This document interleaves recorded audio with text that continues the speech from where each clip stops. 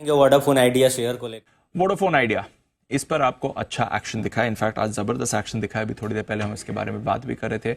Vodafone idea, Indus tower दोनों ही move कर रहे हैं, बट खबर वोडाफोन आइडिया के लिए है। कुशल से समझते हैं क्या कुछ चल रहा है। कुशल, जब भी मूव देता है, बड़ी मूव देता है, वॉलेटाइल मूव देता है, इस समय बाजार क्यों एक्साइटेड है वोडाफोन के लिए? देखिए, बाजार हर बार ही एक्साइटेड होता है जब भी इनकी फंड जुटाने पर बोर्ड बैठक होती है।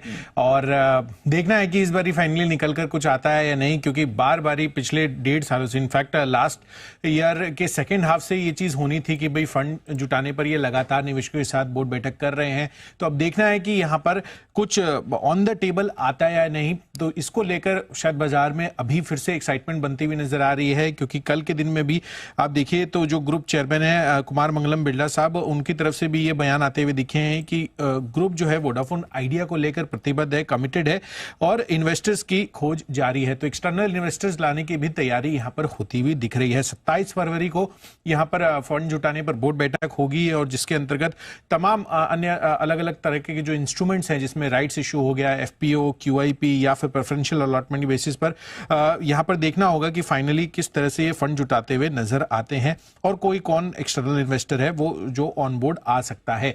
निवेशकों के साथ पूंजी जुटाने पर बातचीत जारी है, ऐसा इन्होंने हाल ही की रिसेंट अर्निंग्स कॉन कॉल पर भी मैनेजमेंट ने कहा था। अभी मौजूदा स्थिति आप देखिए तो मार्च 2025 तक यानी कि FY25 में इनका करीबन 5,400 करोड़ रुपए का बकाया भुगतान इनको करना होगा। साथ ही कंपनी का कुल ग्रॉस कर्ज आप देखिए तो ऑलमोस्ट 2.14 लाख करोड़ पर बनता हुआ नजर आ रहा है। घटते सब्सक्राइबर आंकड़ों को ध्यान में रखना होगा, क्योंकि आपको ट्राई का डेटा भी आप देखिए तो यहाँ पर 13.68 लाख ग्राहक जो है ये गंवाते हुए नजर आए थे वायरलेस सब्सक्राइबर बेस के हिसाब से। पर दूसरी तरफ एक और इनकी ऑब्लिगेशंस भी आगे चलकर बनती हुई नजर आ सकती है, जिसके अंतर्गत नेटवर्क अपग्रेड और 5G रोल आउट ये करना इनको बहुत अहम हो जाएगा। नहीं तो रिलायंस जियो और साथ ही भारतीय एयरटेल का जो कंपटीशन है वो यहां पर इंपैक्ट कर सकता है, क्योंकि any which way subscribers count लगातार घटते हुए नजर आ रहे हैं।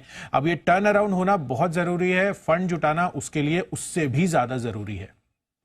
लास्ट टाइम काफी एक्साइटमेंट था, बट इवेंचुअली बहुत बड़ा फंड रेजिंग इन्होंने नहीं किया था। 2300 करोड़ का था छोटा सा। एग्जैक्टली बहुत बड़ा फंड रेजिंग नहीं था। और अभी जिस तरह का मूड माहौल वापस से बनता हुआ दिख रहा है, अब देखना है कि यहाँ पर एक्चुअल में जो टैंजिबल स्टफ है वो कितना बड़ा आता है, क्योंकि बड़ा फंड रेजिंग अब इनको जरूरत हो गई। दीप बंसल जी, आई नो आप स्टॉक ट्रैक भी करते हैं, खबरें भी ट्रैक करते हैं, बट बड़ा ब्रेकआउट आया वोडाफोन आइडिया में, तो रेडार पर तो रखना है इसको।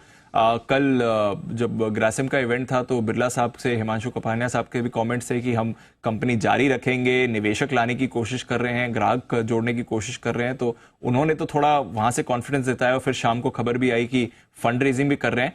बट वोडाफोन आइडिया, जरा इस बार अपडेट दें सर चार्ट पर, और कोई व्यू आपका? दीपांशु, एक्सट्रीमली बुलिश व्यू है। अगर वोडाफोन आइडिया को देखें तो 5 साल की ट्रेडिंग रेंज से ये बाहर निकल रहा है। जिस तरीके से डैम में से पानी निकलता है ना तो बाढ़ आती है, तो 5 साल की ट्रेडिंग रेंज से बाहर निकल रहा है। और मुझे तो दीपांशु लग रहा है गोइंग एट 34-35 के लेवल्स यहाँ पे देखने को मिलेंगे। दूसरा, सब कुछ नेगेटिव तो बता दिया गुप्ता जी ने, बट एक चीज भूल गए यहाँ पे। सबसे पॉजिटिव चीज क्या है कि जो एवरेज रेवेन्यू पर कस्टमर है ना, वो पिछले 10 क्वार्टर से कंटिन्यूसली इंक्रीज होता हुआ आ रहा है। That is a big positive. Negative तो सब कुछ मालूम है, तभी तो 16-17 रुपए का भाव चल रहा है। मुझे तो 34 रुपए के टारगेट्स लगते हैं। किसी का अगर दम है, हाजमा है, तो बाय एंड होल्ड कर ले। ओके, अपने रिस्क के हिसाब से करिए। देखिए, ध्यान रखिएगा, क्योंकि पिछले 4 सालों से स्टॉक ने कुछ नहीं किया, इनफैक्ट ज्यादा रिटर्न्स नहीं दिए हैं। बट हाँ, रिस्क के हिसाब से होल्ड करिए। कल मैनेजमेंट की तरफ से कॉन्फिडेंस आया था, बट जो कुशल बात कह रहे हैं कि फंड रेजिंग को लेकर हर बार एक्साइटमेंट जरूर होता है इसमें। अब इवेंचुअल रिजल्ट क्या आता है ये देखना जरूरी हो गया। सरकार की तरफ से भी रिसेंटली रिलीफ मिला था, डेट मॉरिटोरियम भी मिला था, डेट टू इक्विटी कन्वर्जन भी हुआ है, तो बहुत सारा एक्शन हुआ है। अब फाइनली देखना है कि फंड रेजिंग इस पर आपको कैसी होती हुई दिखेगी।